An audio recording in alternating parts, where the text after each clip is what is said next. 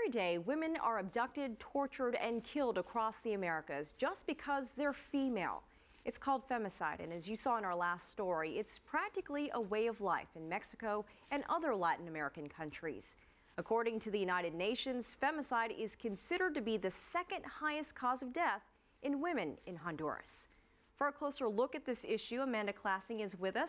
Ms. Klasing is a women's rights researcher with Human Rights Watch here in Washington, D.C. Thank you so much for joining us. Thank you for having me.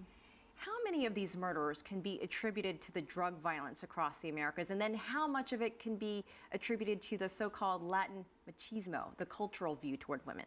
That's a challenge because we don't exactly have the data, but what we do know is that when there is generalized violence, it exacerbates the risks that women and girls face. So it's part of a continuum of violence that women and girls face any day of their life in their homes in Latin America because of this continued trend where violence is accepted and people are able to get away with hurting women without being prosecuted or punished.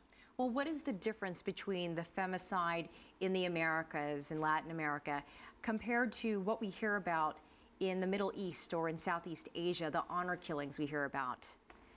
There's a difference in the way we see the bodies after the killings. And so there's an extreme form of violence in Central America and in Mexico in some of these cases, where there's actually mutilation of the female parts, and also there's evidence of sexual violence in some of these cases, in as many as 25% of these cases. So other than physical, is it also the motivation behind the killings that differs the two, maybe? It does, and at times, again, it's a part of a continuum of violence. So over half of all of the killings, all of the femicides in Central America are attributed to intimate partners or former partners of the women and girls that have been killed. And so there has been a pattern of violence already in their homes that haven't been addressed by the authorities, and so it leads to the ultimate lethal end. Well, that being said, what will it take then to turn this problem around if the governments in these countries don't really even seem to care about prosecuting or looking for justice for these women? So the governments have several obligations regarding violence against women and these types of killings. The first is prevention, and this is a key factor in actually reducing the number of killings. Another is investigation. Investigation is key. In order to have successful prosecutions, you actually need to build the cases. And this is one place where the Inter-American Court has seen that Mexico, for example, there's a cotton fields case. It was a 2009 case, and the court said that Mexico hasn't followed through in its investigations of these types of killings. So investigation is key, looking into, first of all, what the motivation of the killing was and who the perpetrators are.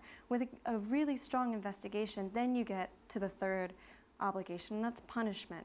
So perpetrators can be punished for these acts. But the fourth piece of this is so important, and that's reparations. Actually giving women and girls reparations for these acts. And it's not just simple transfers of money. There's also a hope of transformative reparations. So putting in place procedures and policies that will prevent this from happening to other women and girls.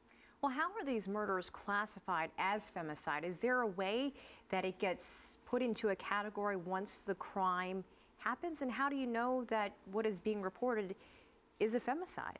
This is a challenge. So first of all, in some countries, there have actually been changes to the criminal code that classify certain types of homicides as femicides.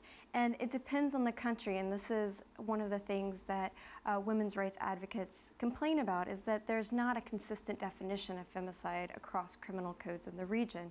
So you have some criminal codes that define femicide only as killings by intimate partners. So it leads out of the context this generalized violence and these other kind of extreme forms of killings.